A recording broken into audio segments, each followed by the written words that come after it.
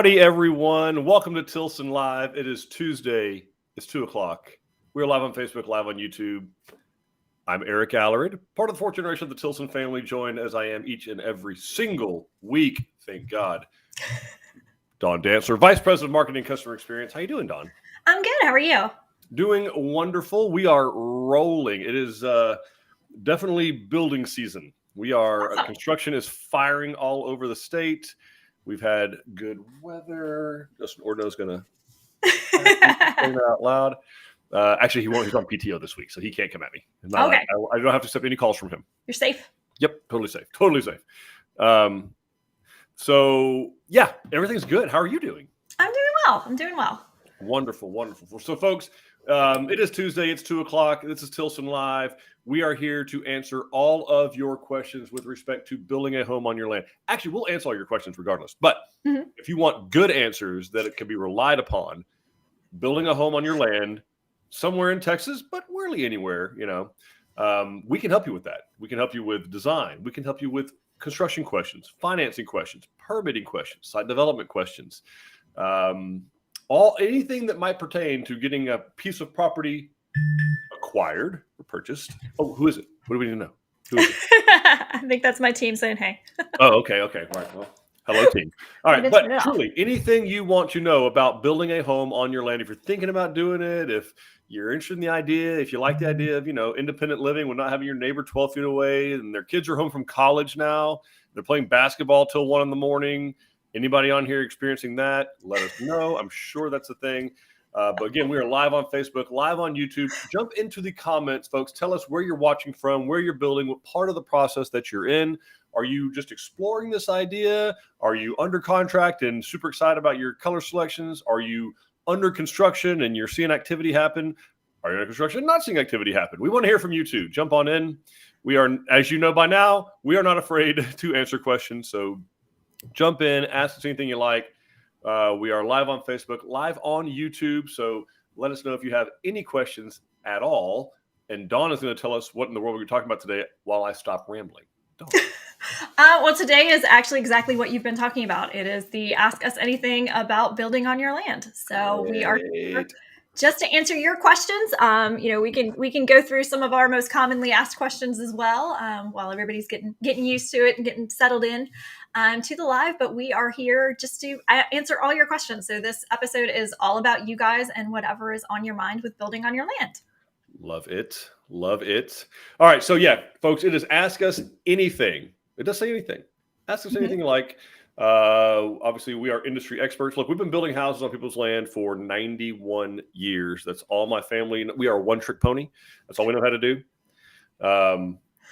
We dabble in hunting and fishing and farming and ranching. We dabble even less. But we know a lot about building homes on property in Texas, inside cities, outside of cities.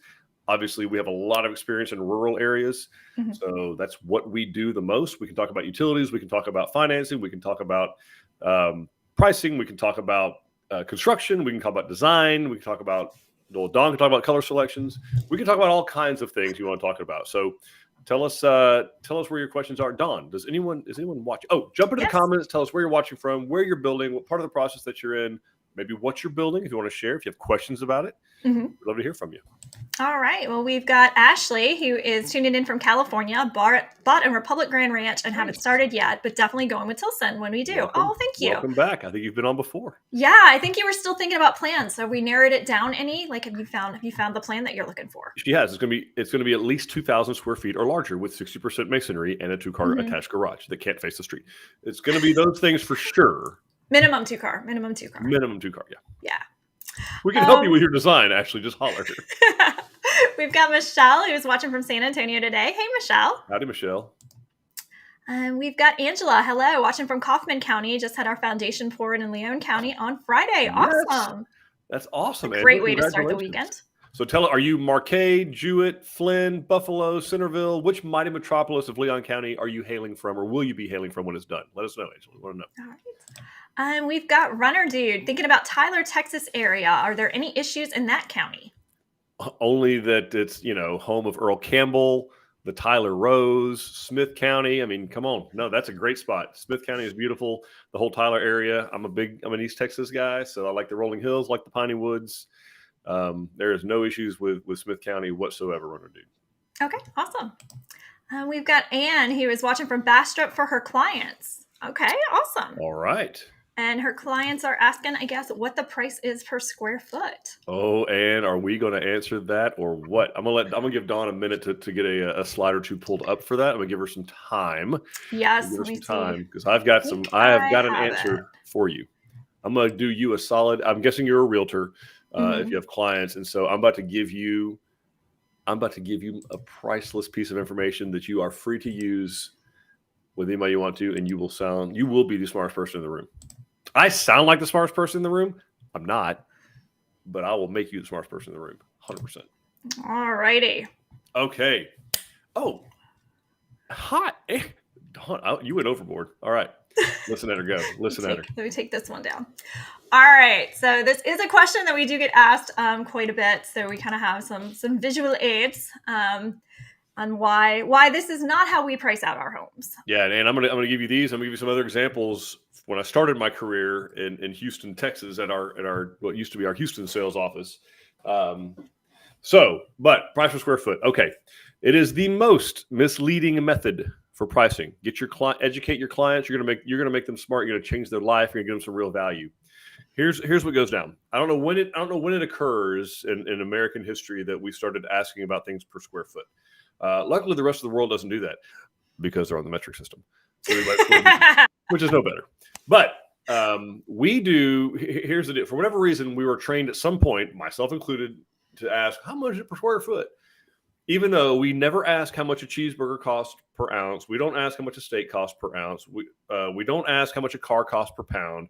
We don't ask any of those things. But for whatever reason, even though it's infinitely more complicated, we are trained to ask how much a house costs per square foot. I think I actually figured out why that is. Oh. And I think it's because, we're used to the components of a home being priced by per square foot. Like when you put in carpet, that's how they quote it. When you put in countertops, that's how they quote it. And so you just think, well, then that must be how everybody quotes it. That's how it's done. Yeah, that's how it's done. So but to your point, it's actually not, right? Carpet's by the yard and padding's by the yard. But then you go to wood, it's by the foot or by the board foot for lumber, which is a board square foot. So it is very confusing. And they're all measuring different things, but it sounds the same. So here we go. I got two buildings. One's 10 foot by 10 foot. One's 2 foot by 50 foot. So they're very simple because I went to Harvard on the Brazos. We've talked about this before. Very gifted and talented elite school. It's also Texas A&M, but nonetheless, easy on mathematics. Both of these buildings are exactly 100 square feet, right? Right. So I got 100. Whether it's 10 by 10 or 50 by 20, I got 100 square feet. All right, that's an easy one. Now the next thing we go to is the lineal feet of perimeter. How far around these buildings are we? All right, so because that's going to tell us about our walls, it's going to tell us about all kinds of things, right? So on the first example, we have 40 lineal feet, 10, 10, 10, and 10, 40 feet. So 100 square foot building, 40 lineal feet of perimeter. The second one, we have 50 plus 50, that's 100. I got that. We got some non-zero numbers here. I got to reach out, got to take the boots off, start counting. 2 plus 2 is 4. So we have 104 lineal feet of perimeter around. Now, I don't know anything at this point in time, Ann, about what type of floor coverage we're talking about, what the out of level is, where we're building this, what cabinets we're using, what countertops we're using, what plumbing fixtures, what light fixtures, how high the ceilings are, what type of roof, is it shingle, is it metal? I don't know any of those things. I know none of that.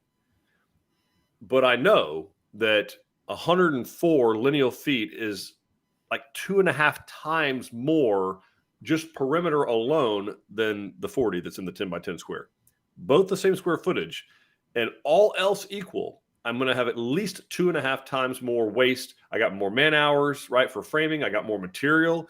I got waste. I got all kinds of things. What type of facade am I using? Is it brick? Is it stone? Is it stucco? Is it hardy? Is it hardy plank? Is it board and bat? I'm going to have 2.5 times more of that in both of these examples. I'm sorry, 2.5 times more in the second example than I have in the first. Right. Same square footage. Right. Now, never mind, these are simple examples. We did this deliberately, but I don't know how many corners offsets the house has. What's the roof pitch? So in case in point, when I started in sales at Tilson, this was after my brief stint in warranty, was at the Houston office. We had we had 4 models total. 2 of them were almost identical in size. One was the Windsor. It was 2,009 square feet, all brick, all the way around. And we had the Bridgeport, which was 2,004 square feet, all brick, all the way around. Mm-hmm. Okay, now take yourself back 25 years. Okay, so this is not, but here's the numbers. Okay, summer of 1998. The Bridgeport in Montgomery County was $94,624. The Windsor, same size house, actually 5 square feet bigger, was $63,000. So a third less. It was 67% of the price. Both of them identical. I mean, like within 5 square feet of being the same house. Both had brick all the way around. What was the difference? Well, the Windsor was designed originally in like 1968 as the Duchess. We won't go all the way back there. But suffice it to say, 8-foot ceilings everywhere, 5-on-12 hip roof, maybe 7 feet of cabinet total in the kitchen. I mean, maybe 5 feet of bathroom cabinets. Maybe it's just think of your grandparents' house, like the walk-in and the formal dining and the half wall with the wood, balusters halfway. Mm-hmm. Like that was the Windsor. The Bridgeport, for its day, 10-foot ceilings in the family room, brick arches over the windows, like crazy design features. 8-on-12 roof pitch, side to side, 612 front to back. So multiple pitch roof. The point is, we had 2 houses sitting side by side that were the exact same square footage, and one cost 2/3 of the other one. It should, right? In this example, the 10 by 10 house should cost less. It should be less per square foot than the 50 by 2, even though the same square footage. It should be at least, 2/3 less, maybe more, depending on what all you put in it. But so educate your client, look at features, try to compare apples to apples. It's really hard. I know that. I know it's hard with houses because maybe look at one that was built in 1996, one that was built in 2017. But use that and have them go to school on that of like, hey, look, these are not the same house. So get price per square foot out of your head. It is a tool. It is a, dare I say, marketing tool that is used very incorrectly. And it is a ploy to get you to click. The biggest one being, what kind of square foot are we talking about? Are we talking about total square footage of slab area, which is living area and porches and garages and everything? Or are we talking just living area? Like, they can manipulate the number is my point. So, and I hope that helps. I hope that helps answer the question about price per square foot. Because really the reality is we have houses anywhere from $100 to $250 per square foot, which doesn't help you whatsoever. Yeah. So what we try to do, what we do instead is we actually price out all of our houses individually. So you can take a look at them and actually see what the price range is on each individual home rather than breaking it out per square foot. So it's going to show when you've got that stone on the exterior, when you've got the different roof pitches, if you've got more angles inside, all of that, you can actually see what the price is, which is what we recommend when you're talking to builders that you do. Because like Eric was saying, it's very easy for them to change what square foot they're quoting or to quote the absolute lowest price per square foot on their basic home. And then your client is looking at a different one and find out that it's actually twice the amount that they were quoted, and all of that. So really, we encourage you to look exactly at the features, exactly at the price of the home and say, what is the price of this home? That's what we say. And go from there. And then we've got Robin, who is joining us from Aledo in Parker County. Beautiful. I was there just last week, Robin. Very nice. You'll have a quite the up and coming little town there in Aledo. I think I was in Willow Park. There's a Lucchese boot store. Nice. Right there on the freeway. Yeah. Cool little restaurants there. Anyway, very nice. Aledo very nice. Big time. All right. And Ashley's sharing that she loves the Palo Duro floor plan. She's the one building a Republic Grand Ranch. We saw the Lone Star plan and love it too, but it's too dang big for us. Too much cleaning for me and too much to heat and cool probably. Yeah. It's a lot of house. Yes. A whole lot of house. A lot of house. Palo Duro's a great house. Going to be pretty. We've got Angela, who's watching from Buffalo, Texas. Oh, no, she's answering me. That's where they're building. She told me that they're. So that is the big city in Leon County. Big city. Awesome.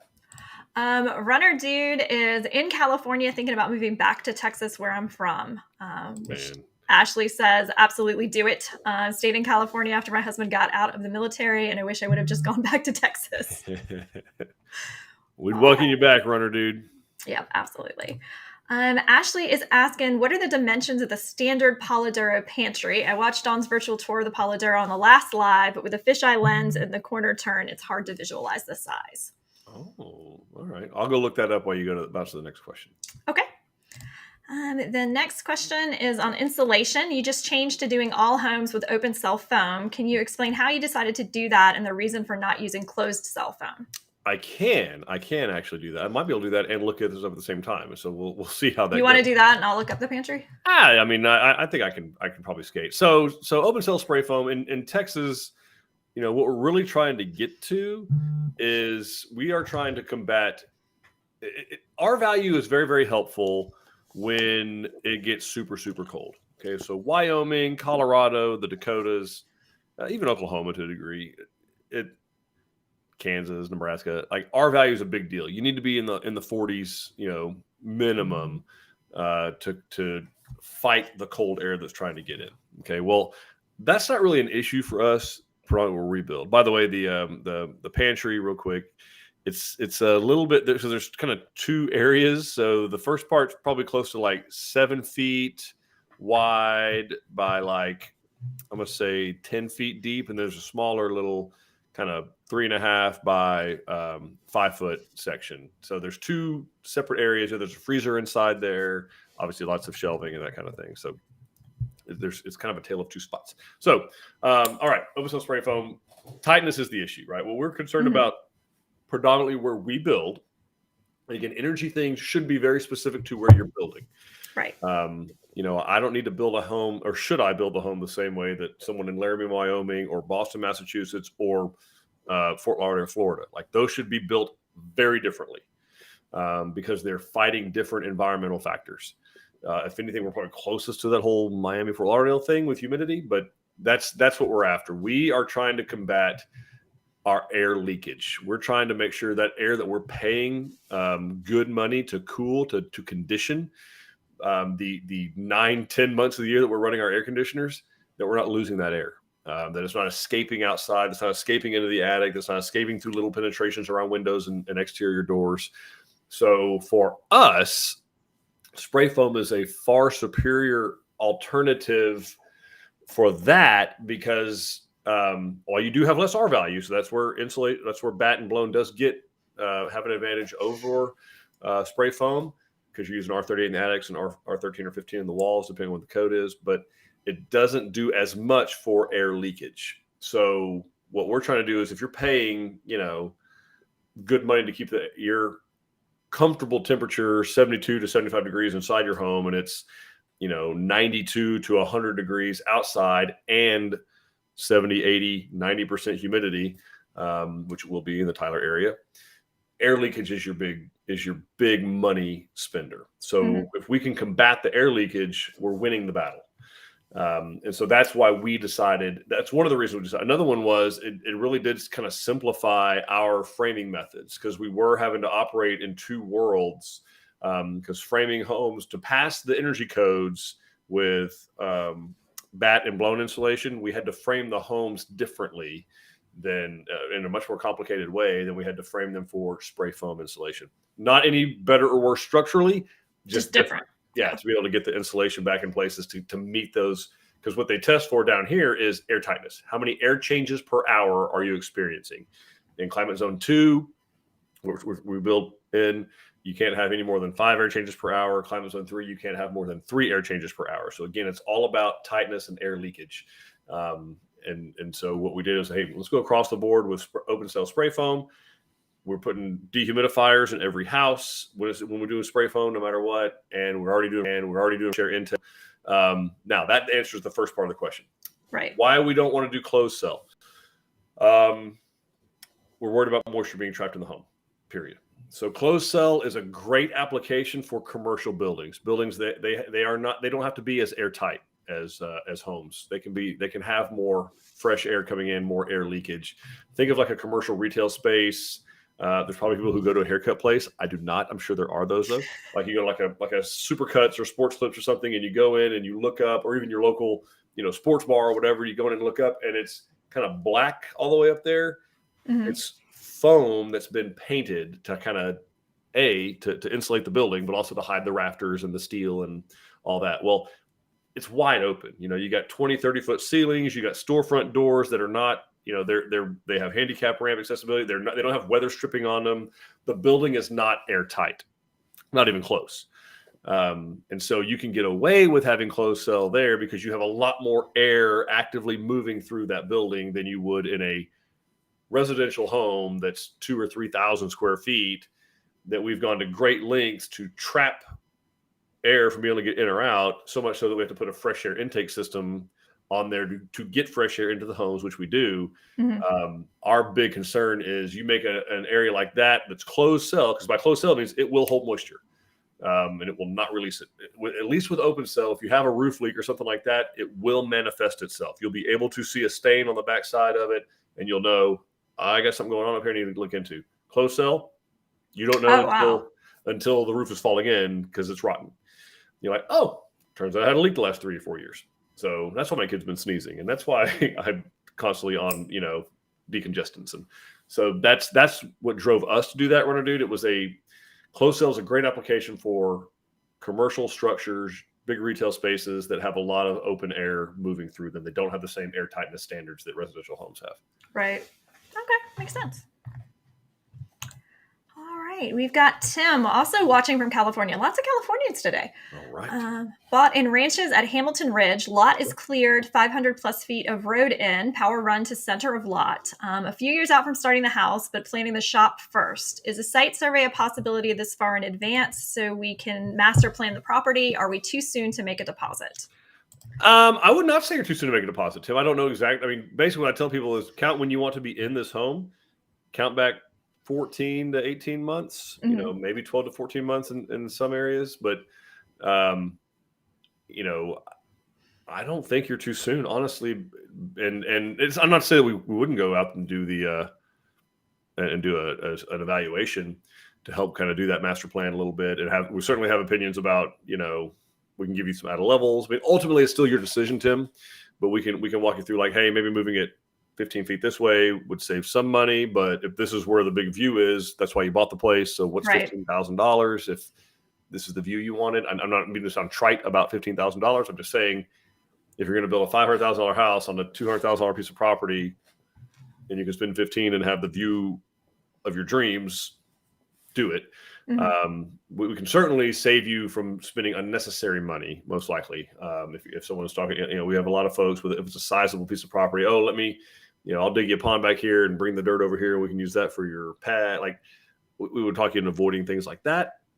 But no, we'd love to meet you out there, take a look at it. And I don't think that unless you're wanting to move in 7 years, maybe it's a little early, but you've spent already a pretty significant amount of money in clearing the land, putting 500 feet of road in, running power to the center of the property. Like those mm-hmm. are all money requiring endeavors. So,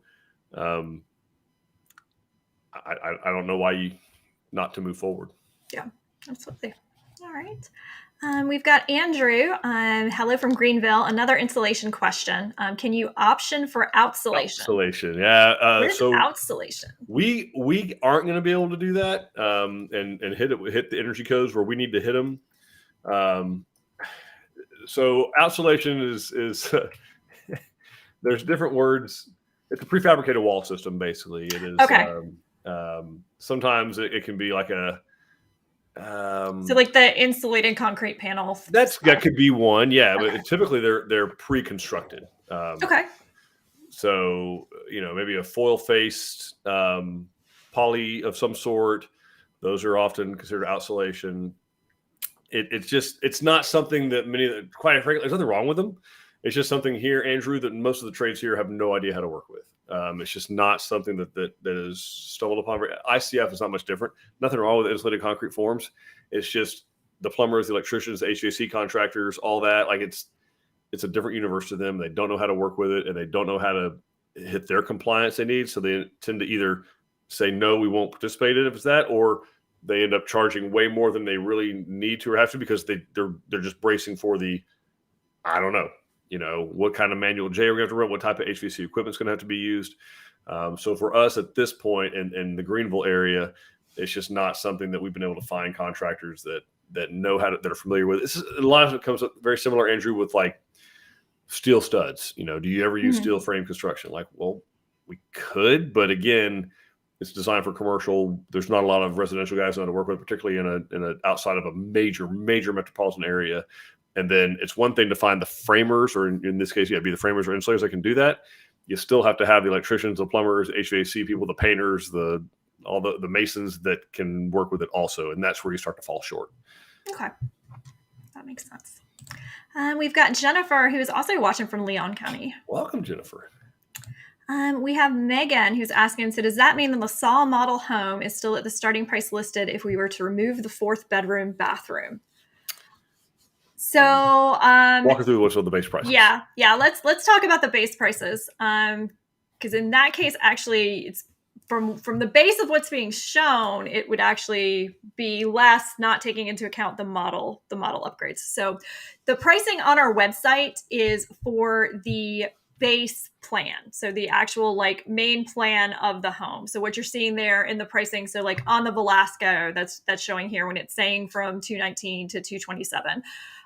What that is, it's the difference in the exterior elevation. So that the exterior appearance of the home, we're typically going to have, a standard hip elevation that's brick. We're going to have a combination of brick and siding. We're going to have the farmhouse that you see there, which is the all board and bat.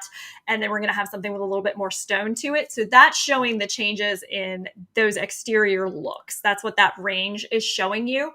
But that's based on the base plan. So in the instance of the LaSalle, that 4th bedroom is part of the main plan. If you were to take that 4th bedroom off, it would remove the cost of that 4th bedroom from the home itself. But that LaSalle model home specifically does have some options and upgrades in it that we would need to add to get to exactly. So like the master bathroom is a change. The vaulted ceiling is in the cathedral ceiling in the living room going out onto that back porch. That's a change. So those types of features would need to be added back in. Is how the pricing, but you can reach out to one of our new home specialists or anyone in our design centers and they can tell you, they can price that out for you. The 4th bedroom is probably going to require if you're taking a bedroom out, that would require a conversation with one of the people in our design centers, because I don't believe that's a custom option pre-designed that we've pre-priced out. So they would need to do that for you. Yeah. So hopefully that makes sense. If not, ask me again and I'll try to be clearer. We've got Tabitha, very interested in building more and more as homes are less scarce out of town for the school district I want in Troy. This would be my first home. I love the Barton Springs Plan C. How difficult is it to add a garage to the plans? And do you do detached garages as well? Take it away, Dawn. Very easy. You picked a plan. So the Barton Springs, we actually just launched on Friday, and it is the kind of redesign of our plans that formerly known as the Driftwood and the Cypress. So there are actually 5, I believe, garage options for the Barton Springs plan. So very easy to add. Any one of our new home specialists or design consultants could tell you what those costs are of those 5 configurations, or if you wanted something else, you could change that garage as well, and they can design that. And yes, we do detached garages as well, so that is something that you could do as long as you are building it at the same time as you build a house with us. So, but I'm glad you like it. I like that C elevation on that one as well. We've got Messiah. Good to know. I was researching insulating an existing attic, and they mentioned this. Nice. Ashley is asking, in the Polidoro, the website offers 2 different options for vaulted ceiling direction. Can we combine both? Have the long vault into the kitchen and the living room wall bump out like a large dormer? Okay, so Polidoro website offers 2 different options for vaulted ceiling. Yeah, combine. There's a reason we had to do it that way, and I feel like it was roof lines. Yeah, what we can't afford to create is a flat valley. Actually, that's kind of what we would be creating that. Because the part of the house that kind of sticks out. So I don't know that you could just do a small dormer. So you certainly could do a smaller dormer that doesn't interfere with I think it's the left side, no, maybe the right side of the home or the master. Anyway, so we could do a smaller dormer, maybe 3 or 4 feet wide. If you want to have a window up high that lets light into the living room, you could probably do that. But I don't know that you could cathedral it fully both ways, where you've got the big cedar truss on the back and the vault side to side. I'll tell you, I've seen them both done separately, and they both look fantastic. I would be torn to know which way I would. Actually, if it were up to me, I'd probably do a 14-foot ceiling from there to the kitchen and be done with it. That's what I would do if it were me, for my house. Flat, 14-foot, 12 to 14-foot ceiling. That's what I would do. Which is not an option on there, by the way, but that's having been in the home, that big space from the kitchen range wall all the way to the family room. If that were just one big giant pop-up ceiling with clear story windows, I'd be set. All right, perfect. But I'm not for everybody. I'm kind of an acquired taste on it. I have an acquired taste. Best handled in small doses. We've got Andy building a Travis A in Needville. Surprisingly, small towns have lots of bureaucracy too. Finally drywall this week after delayed permits and city inspections. Yeah. So sometimes you'll see, Andy, that the smaller towns, they kind of have this chip on their shoulder about wanting to be like their big brothers, right? So Needville's looking over at Richmond or Rosenberg or Sugar Land being like, yeah, us too. We're doing that too. But they don't really know what they're signing up for or have the expertise or sometimes even the manpower to go out and enforce it. Or they just have less people and they're surprised at how many of us are coming at them. That's the manpower problem becomes an issue. So yeah. All right. Reiner Dude is asking, can you talk about regular traditional water heaters versus tankless water heaters, and what does Tilson use? I can, yeah. So we use both. Reiner Dude, the only thing that we kind of shy away from, although we have done them and will do them if you sign copious amounts of paperwork disclaiming it, is electric tankless water heaters. That's the only one that I would probably not endorse. All the rest of them have their applications that they're best for in different ways. So when it says traditional, he's talking about your conventional tank water heater. Sometimes you'll see it down in a utility room or in a garage or even up in an attic. It just depends on the plan. They could be electric or gas, either one. And they work fine and have worked fine for decades. So the pros are they're easy to find parts, they're easy to service, they're less expensive, easy to maintain, easy to replace. The cons are you've got 40 to 60 gallons of water that you're paying to heat, whether you're using it or not. Also, you have the potential for a water event because you have 40 to 60 gallons of water just kind of hanging out. Whether it's in the garage. So that's the cons. Tankless, I recommend the gas tankless water heater if you're going to do a tankless water heater at all. The beauty of the tankless water heater is, again, it would kind of minimize damage if something catastrophic were to happen. Particularly if you locate them on the exterior, which can be done, which you cannot do with a conventional water heater. So you can put them outside, which I am a big proponent of, having grown up in warranty and fixing houses. But even if they're inside, they do have a pan underneath them still, like a conventional water heater, and they're not sitting on water, or water's not inside them. The disadvantage is you're going to burn a lot more fuel. So your conventional water heater is probably 30,000 BTUs as far as gas goes. Electric, you'd be 90,000. So you're going to burn, you're technically, quote unquote, using less water, but you're burning 3 times as much fuel. So I'm not sure if you're saving any. I don't think either one of them have a real cost savings one way or the other. The one claim to fame that tankless can hold over conventional is if it's gas, especially, you will not run out of hot water as long as you once it gets hot. Right. That's right. Yeah. That's a great point, Dawn. Tankless does not equal, not that Runner Dude alluded to this, but tankless does not equal instant or on demand. Totally different. Either one of them can be instant. Either one of them can be on demand with the proper components. But neither of them stand alone as an instant or on-demand water heater. I had heard that myth, and I was very disappointed when I moved into my house with the tankless water heater and had to wait what feels like longer for the water to actually be hot. Yeah, and then the logic is simply right. It's pretty simple, right? Like, so wherever the water heater is versus wherever this hot water valve is on the other end of the house, like you still have to push the cold water in that pipe all the way out before the hot water can go in behind it. So either way, tankless or tank, doesn't make a difference. You still have to wait for hot water unless you do some type of a circulating water pump or on-demand feature under the sink or something like that. But I'm a big fan of gas tankless. I'm a big fan of them if they are vacation homes, because you don't have water sitting there. If you do have a vacation home, I'm psycho. I'll either turn the breaker off or I'll drain the water heater. Be sure the breaker is off if it's electric and you do drain it. Otherwise, your elements will do like this. they will melt. So you will only replace so many of those before you finally learn. It turns out the water's not in there to cool it. It just gets hot and melts over. Kind of like leaving an empty pan on the stove. That's right. Yeah. So if you go to the little Alarid Ranch house, there are copious amounts of additional water heater elements on the top shelf, ready to go. All right. Yes. Robin is asking, can you explain why you guys prefer house wrap OSB to zip sheathing? Yeah. So they both are great products. We prefer the house wrap over OSB because of job sites.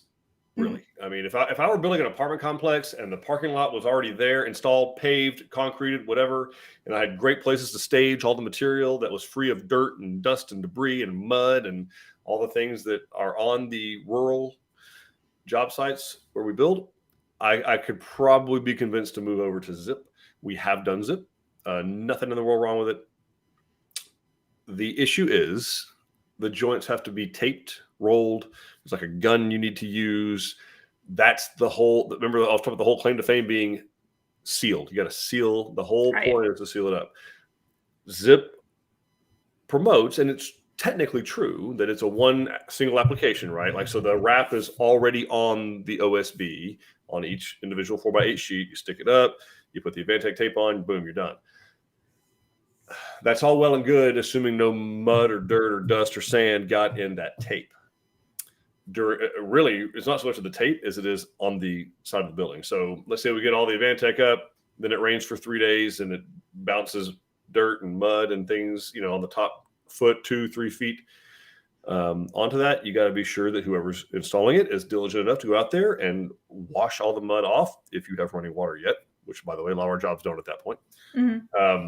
On an apartment complex, you would, in a big subdivision, you would, because you're building 30 of them at one time. So it comes down to ease of application in a rural job site environment is really what the decision comes down to. Is I know that our team can seal up the OSB with Tyvek drain wrap over top of it with a Tyvek tape much easier to a higher degree of accuracy than they could the Advantech with the Advantech tape. Because if you don't do the Advantech with the Advantech tape sealed up, the Advantech roller, then your warranty does not apply, and it is not sealed up, and they're off the hook. So that's really, they both accomplish the exact same thing. It's a vapor barrier, moisture barrier. That's the whole point.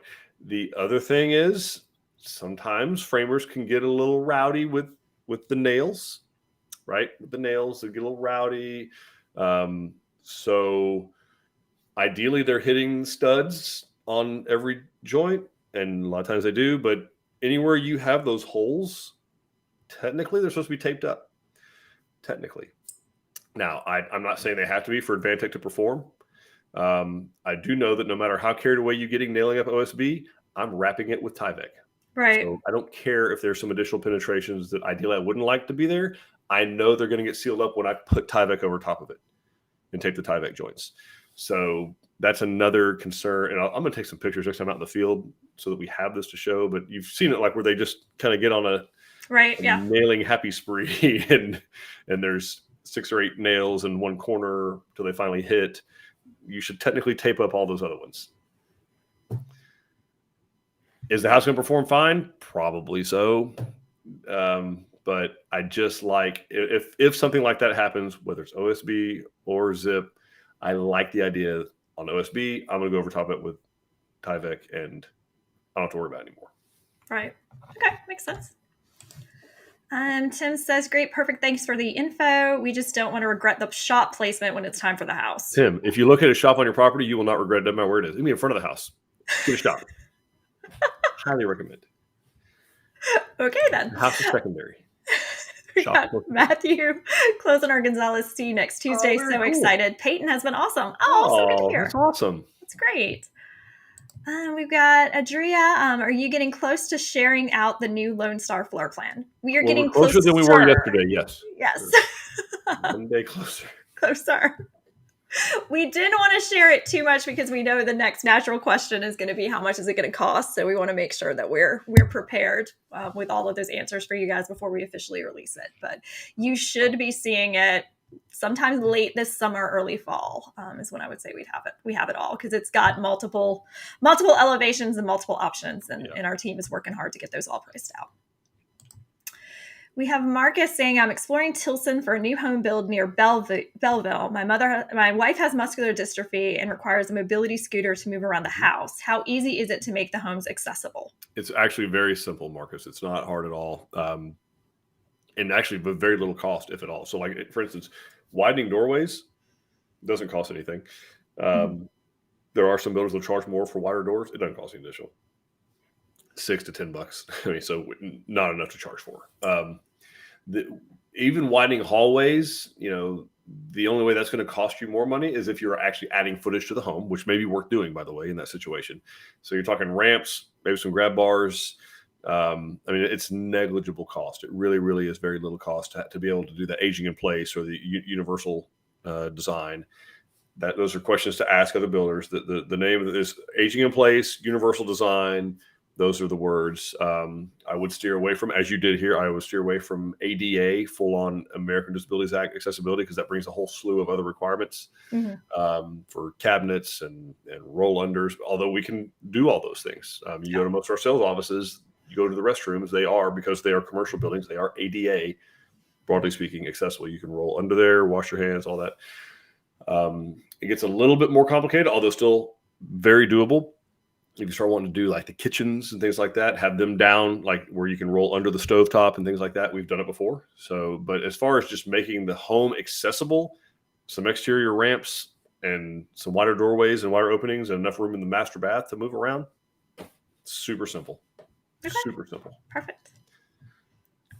All right, we've got Luke saying, howdy, is it possible to add a hidden door behind bookshelves? Also, what sort of wiring is used throughout, copper, aluminum, etc.?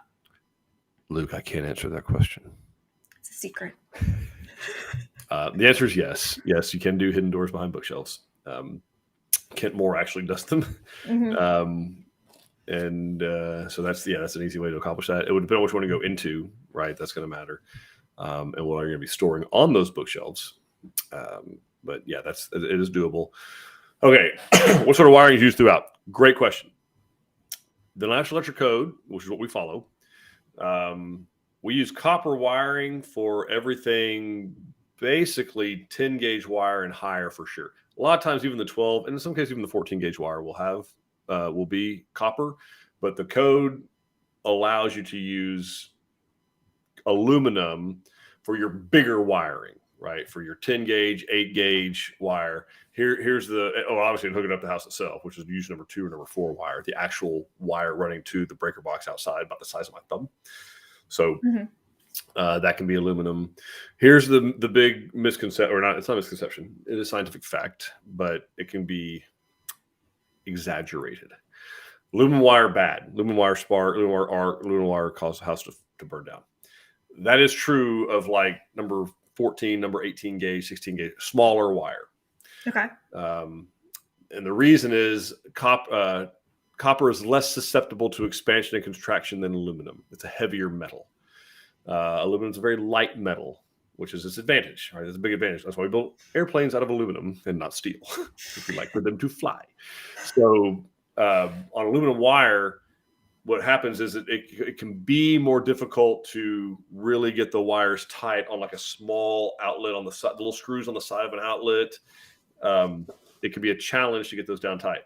When you're talking about big wire, like for a dryer or an oven or the actual service of the home where we're using like ratchets to tighten it down, no problem. We are going to have it plenty tight. It is not that a wire that size, number 8 wire, maybe about the size of my pinky, right? You are not going to have a hard time getting enough force on it. With the smaller ones, you will break you could potentially break the receptacle before you get it tight enough. So that's why we can, and the electrical code does allow aluminum wire to be used for your larger wired appliances, basically anything number 10 wire or bigger, understanding that bigger means a smaller number. So in other words, number 6 wire is a larger diameter than number 10 wire, which is a larger diameter than number 14 wire. So the higher you go in number, the smaller the wire gets.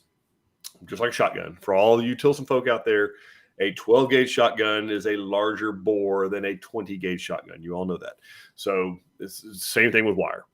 But aluminum is totally safe and perfectly code approved to use for larger gauge wire, 10 gauge, 8 gauge, obviously all the way down to whatever, 2 or 4 you're going to house up with. My personal home, I've got, aluminum wire that's hooked up to the surface of the house, and it's fine. Totally fine. Okay. All right. Angela's saying that she's building a modified Cypress. Curious to see how similar the Barton Springs is to our plan. Very. Yeah, check it out. It's going to be. Depends upon what you modified, but it's very, very similar to the Cypress plan. And then Megan is asking, wondering if the cabinets are custom or prefabricated. Okay. So, by the way, I'm glad you asked, Megan, because custom can be prefabricated. Mm-hmm. So I think her question is, are the cabinets built in a factory or are they built on site? So the cabinets that we use are not built on site, but we have reasons why we don't do that. And you'll find it actually doesn't have a lot to do with the cost necessarily, because they're not any cheaper. The prefabricated are not necessarily any cheaper than job built. Right. Reasons I don't like job built cabinets. Consistency of material is one. Consistency of color choices available. So you understand what we're doing is it scale. So we try to offer the same options in Melissa, Texas that we offer in Angleton, Texas that we offer in Bernie, Texas. Being able to do that with a broad range of species of woods like alder and maple and poplar, hickory, different things like that. It's very difficult to do if you're doing it all job built, because it's going to be very different depending on what you get that shows up. So one of the reasons we do that is for consistency of product. I can order from Kentmore Cabinets, the rustic alder, is what they call it, rustic alder and with a brown glaze, whatever. And when it shows up to Melissa, it's going to look just like it does when it shows up to Bernie. Right. It's the same wood they'd be using if it were job built. Same stuff, same fronts, same everything. Okay. The other thing is painted cabinets. Painted is another big one. Mm-hmm. Megan, I don't know if you've ever been on a job site that's under construction. It is not exactly paint booth quality environment.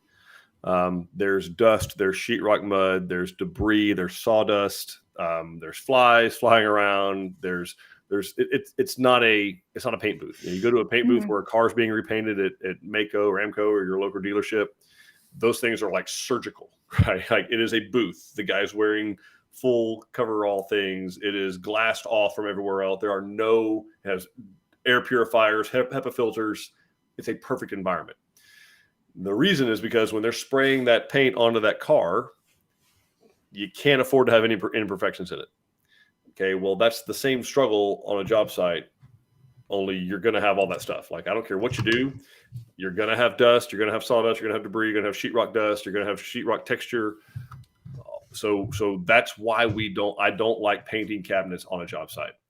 When they're done at Kentmore Cabinets or any cabinet manufacturer, they're done like the car is done, in a perfect environment, a controlled environment. Mm-hmm. The stain color is consistent. The paint color is consistent. They can run them through an oven after they're painted, all the parts before they're assembled, so that they are hardened to the right, resiliency like furniture. That's why I prefer cabinets that are manufactured in a factory versus cabinets that are built on a job site. All right. Makes sense. We've got Ashley asking, Eric, since you've seen the vault done both ways, does the dining kitchen seem dark when you do the living room vaulted out to the rear porch? That's my concern, that the kitchen would feel like a cave. It is not. And actually, that's how our model is done. Our model is done exactly that way. I was in it just last Wednesday. Last Wednesday, I was there, and it doesn't have power yet. And that kitchen and dining felt just fine. And I built and lived in a Preston, which was the DNA of this plan for several years back in the early 2000s, and just had a flat ceiling all the way across. Never felt dark. I think it has a lot to do with what's behind you, right? So if you do porch over those windows that are in the dining room or off the kitchen, or if you have 30-foot tall trees right outside, that's going to block some light, right? But to me, it does not feel dark. But I would encourage you to go visit the model in San Marcos when it's done. You can go anytime you want to, but to get the kind of answer you're looking for, you need to wait till it's finished. Mm-hmm. All right. And then I guess, do you still have the pantry dimensions up?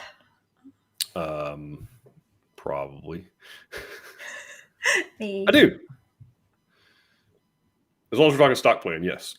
Yes, stock plan was what she asked. What's the question? The pantry dimensions on the Polidoro. I did. I said that. You answered it, but she missed it. Oh, okay. Sorry. I was like, I'm living in a parallel universe. I didn't put her question back up when you answered it. Terribly sorry, Ashley. Okay. Sorry. Yeah. So what you're looking at is, because it kind of makes a kind of a weird L shape. The large portion of the pantry is about 6.5, 7 feet wide and about 10 feet deep. So it's from that front window to the back wall of the kitchen cabinets that encompasses the freezer space, and then the part where the door is about 3.5 by 5. So it's a huge pantry by any standards. It's in their house in that size range, including the LaSalle. None of them are even close to the pantry dimensions. Yep. Then we have Polly. Good afternoon from Grapetown, Texas. Awaiting our Breckenridge. We do have electricity now, so very exciting. That is exciting. You turn it on this time of year, and all the bugs come to show up on your porch. It's awesome. We have Katie asking, is there a way to have a drop zone without a garage on a Canyon C? Where there's a will, Katie, there is a way. But yes, it can be done. We'll probably need to add some footage because the garage option in that plan when you do that particular option, it does add a little bit of living area anyway, and that's why to be able to accomplish that, you do have to have some degree of it. But you can do it without doing a garage. And I'm glad you asked that, by the way, because we get questions all the time like, how come your house don't have garages? Folks, not everybody needs a garage. Not everybody wants a garage. Ours right now is probably 60% that we build with garages, 40% without. They have a big metal building, a shop, like Tim was talking about earlier. They have some other vision they want, or they do a detached garage or something. But we have a lot of customers that do not want the subdivision attached garage. Most that do, but a large percentage that do not. And then a large percentage of the ones that even build a garage that is attached are changing it somehow to make it bigger, make it wider, add in all that space. So if you wanted to, you could do the drop zone instead of that closet. If you want to do it without adding any footage at all, I would replace the closet that's in the back by the powder room. Make that a drop zone. So maybe just open that up and use it as shelves and all that. Otherwise, you're going to need to add probably about 3 feet going backwards towards that, same wall the dining area is on, or just make it even with the dining at that 5 by 9 area, and you would have plenty of space. Okay. We've got Andy saying, consider a heat pump water heater for an all electric house, 3 times more efficient than standard electric. Yeah, it is an option. Again, it comes down to is that someplace the customer wants to spend their money, Andy? But yeah, for it there's nothing wrong. We've done heat pump water heaters before. It's good equipment. There's just some initial. I've never been able to calculate the cost savings, right? Because it all comes down to how long is the equipment going to last. HVAC is no different. Like the cost savings you get from going from a 16 SEER to a 22 SEER system is only good if the equipment lasts 12 to 17 years, right? And right. Will it? Maybe. May last 20. Yeah. Do they guarantee that? Nope. They do not.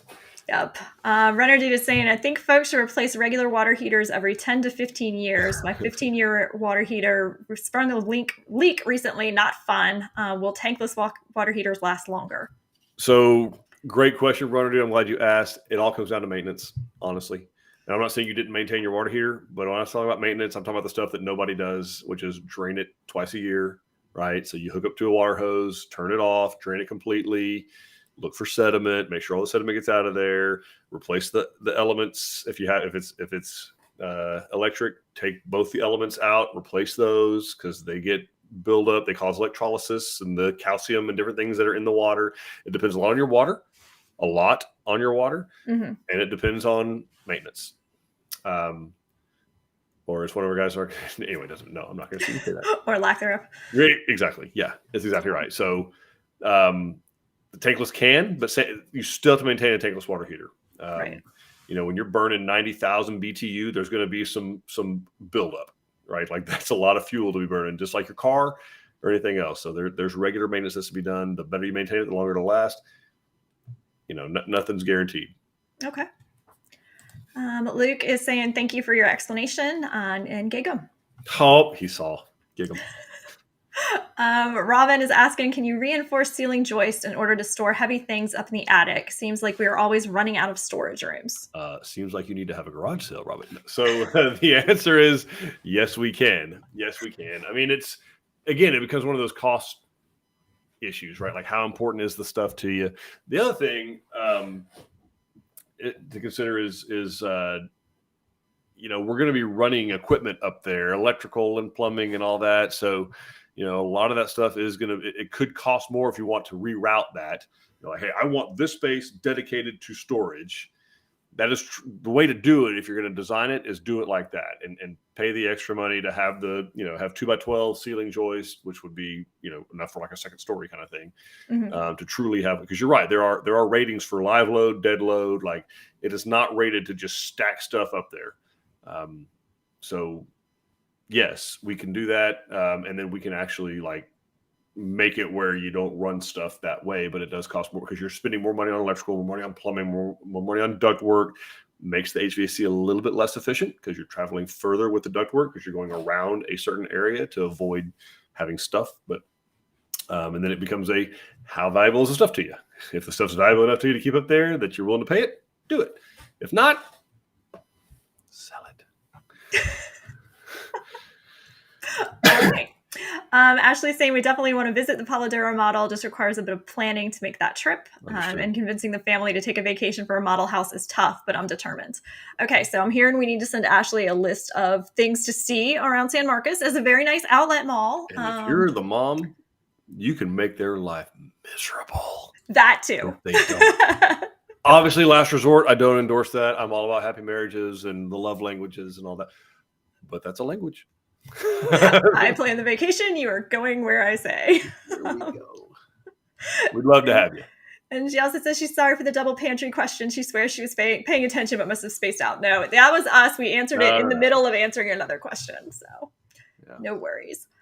And then she's also asking, Eric, have you thought of creating a maintenance manual for Tilson Homes? Call me naive, but I had no idea that I needed to drain my water heater.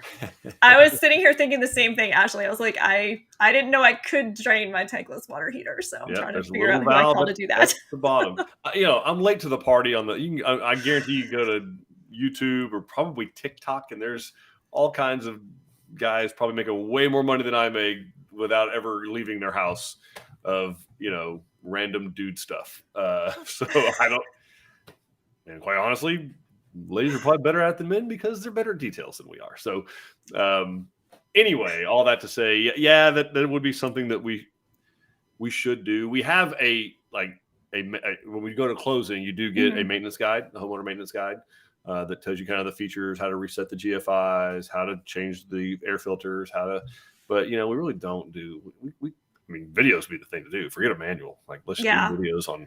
We have some videos, but we didn't cover the water heater. So I'll talk to our customer care folks and see if they want to show us how to drain a water heater. Take water hose, take up to bottom thing, twist on water hose, open valve. Well, take other end of water hose, put it outside.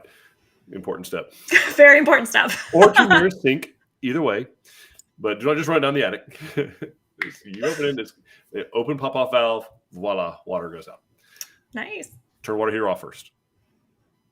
You're right. It would be, there's a series of steps you need to do. Yeah, we'll figure them out. And then we've got Katie saying, we had a garage but chose to remove it. We were told that we would lose the drop zone doing so. Do we need to submit a change order to retain this? Forms haven't been started yet. Also, do you guys still offer tankless water heaters? Thank you for the info. Yeah, Katie, it depends on what part of the process you're in. If the forms haven't been set yet, are you released to construction? If you are, it probably is too late, even if we haven't set the forms yet.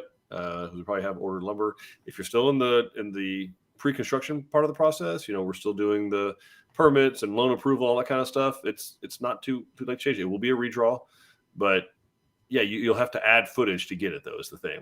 There's not a magical way to just throw the drop zone in there without the garage, you will. It may not be exactly like the one is in the model home, or when you do the garage option, but there's a way we can do a drop zone. Yeah.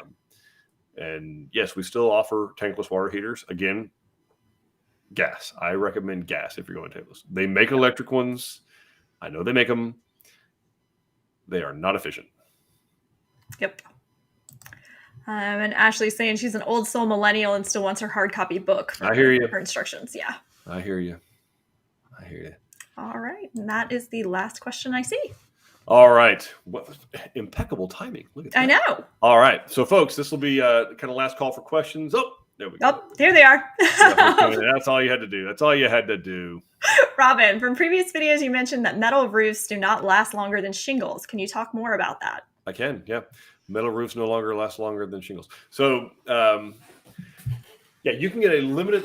Actually, our base shingle that we use, the Duration Oak Ridge shingle, not to mention the Duration, and then they replace. It's not called the WeatherGuard HP. It's called something else, but it's the same thing. They all offer limited lifetime warranties on them, which there's not. You will be hard pressed to find a metal roof that offers a limited lifetime warranty. They are just as susceptible to hail damage. Metal roofs are as a shingle roof, more so than the top of the line Owens Corning roof, the WeatherGuard HP. I'm calling it that. It's not what it's called anymore, but that's what it was called. Anyway, and yeah, there's metal. If these days with the technology they have for architectural dimensional asphalt or fiberglass shingles, if you buy a metal roof, it's purely cosmetic. And I get it. Like, my house has metal roof on the porch because we like the way it looks. It's the only reason we did it. I know I'm not going to get any longer lifespan out of that. I know it could fade just like a shingle roof can. I know it can have, mildew stains just like a shingle roof can. I know it can get damaged by hail just like a shingle roof can. I just wanted the way it looked. So as long as you're buying it just the way it looks, and not that you're not getting it, there's no insurance breaks you get for it anymore like you used to. Because again, architectural dimensional shingle technology has come so far, they can offer all the same benefits to hail resistance, fire resistance, all that as a metal roof for a fraction of the cost, a tenth of the cost. So that's just kind of the way it is. I know metal roof companies hate when I say that, but prove me wrong. It's just not there. Yeah. All right. Ernest is asking, hello from Crosby, is it possible to attach a mother-in-law suite to the main home, similar to having 2 master bedrooms, yet this would have a second living room, kitchen, entry door? Absolutely. We can. Yeah. We do it quite a bit, Ernest. So it's, we can do it, and there's different scales that you can do. You can do it from just having a separate suite that's accessed from the same area to all the way to what you're talking about, all the way to 2 separate, like just do a casita, and they have their own separate house, their 4 walls, your 4 walls, whatever. Depends on your mother-in-law, I mean, it's I'm going to start lobbying. We call them a father-in-law suite. Surely there's one out there we've built for a guy. I don't know. Maybe. I'm sure. We never seem to make it. We seem to check out early. Take the first ticket. We're out of here. So that's, but yeah, absolutely. It says ask anything, Dawn. Either you mean it or you don't. Yeah. It did. George is asking, when will the Brazoria model be available to tour and what location? We do not have a model planned for the Brazoria as of this moment. So go to Katie and we can walk you through the Magnolia, and you're basically. Yeah, you're basically, it's similar. It is an updated, new and improved version of the Magnolia. Yeah. All right. Okay. And that was for real the last question. Okay. All right. So thank you guys all for jumping on here. Obviously, it doesn't have to end here. Your journey continues. Our education continues. We have a YouTube channel that's got copious amounts, big word for an Aggie, copious amounts of information, thanks to Dawn and her team. Lots of good content there, all kinds of educational videos. We're still reshooting educational videos. So that's still in the works. We got a Facebook page. We have a website, award-winning website, open 24/7 with new home specialists on standby to answer high-level questions and set you an appointment with one of the 12 design centers that are open 7 days a week. Waco Miles being very close to being furnished and done and moved over into there. We're looking forward to that. We will miss the trailer, I know, dearly, but it has served its purpose, and it is time to go. It's time for the portable to port somewhere else. So we're excited about that. We're excited about the Pal Duro that's going on, and then we will soon have some very exciting news in Angleton, Texas. Angleton, Texas. Things Fun might be stuff. happening. Things might be happening. So stay tuned. Obviously, guys, ask us questions. That's what we're here for. Submit to us. We can do private messages through Facebook. We got a website. We do you submit questions through there. Call any of our design centers. Stop by there. It's free coffee. Look, I mean, bottled water and coffee. Fun little machine. Yeah, fun little machine that you're not going to figure out. We'll help you there though. But yeah, we love to hear from you guys. Obviously, we are so grateful that you stopped by here and watched. We hope you find these things helpful, and we genuinely soon hope to make you part of the Tilson family. We'll see y'all later. Bye, everybody.